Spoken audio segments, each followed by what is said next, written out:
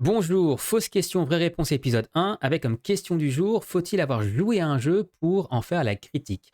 Alors, c'est pas du jeu de rôle, mais ça me rappelle ce petit bouquin que je donnais à l'époque à tous mes étudiants, qui s'appelle Comment parler des livres que l'on n'a pas lus, où Pierre Bayard, professeur de littérature à la Sorbonne, disait qu'en réalité, la plupart des professeurs de littérature n'ont jamais lu les grands classiques dont il parle. Il ajoutait même avec une pointe d'ironie que pour le critique littéraire, par exemple, lire un livre, c'était risqué parce que ça risquait de l'influencer sur l'avis qu'il s'en faisait. Forcément, c'est dit de façon très provocatrice, mais c'est une question qu'on pourrait se poser aussi dans le jeu de rôle. Comment parler des jeux de rôle auxquels on n'a pas joué? Parce qu'on sait très bien aujourd'hui que la plupart des critiques vidéo qui sont disponibles sur YouTube sont faites sans avoir joué au jeu, sont faites à la simple lecture. C'est quelque chose auquel on s'est habitué. Et forcément, chez One Shot, on pense que c'est pas normal.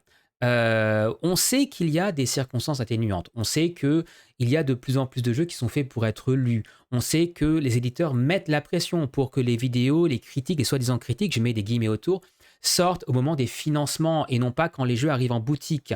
On sait aussi qu'on ne peut pas jouer à tout, c'est normal. Les campagnes, par exemple, c'est difficile de les tester.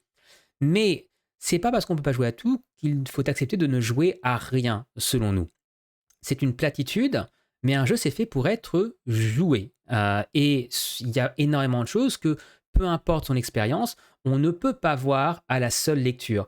Un jeu, c'est fait pour que un maître du jeu puisse s'approprier l'information. C'est fait pour gérer l'imprévu. C'est fait pour être joué dans l'interaction.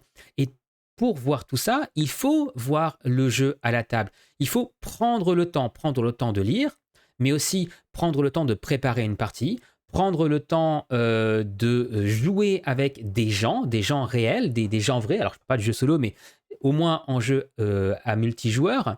Et tout ça, ce temps-là, il est nécessaire, il est fondamental. Je pense personnellement qu'on s'est beaucoup trop habitué à la culture de l'immédiateté, à la culture de l'unboxing, où on parle des jeux sans forcément y avoir passé le temps, sans forcément avoir même l'idée d'y jouer plus tard, plus pour vendre qu'autre chose. Chez One Shot, on voudrait faire les choses différemment. On voudrait encourager les gens à prendre le temps, à jouer au jeu.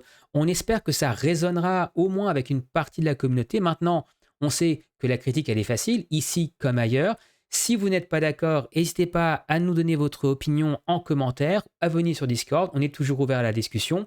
Moi, je vais m'arrêter là parce que j'ai que 3 minutes sur un short, mais on reparlera d'une autre question, toujours sur la critique du jeu de rôle, très bientôt dans une prochaine vidéo.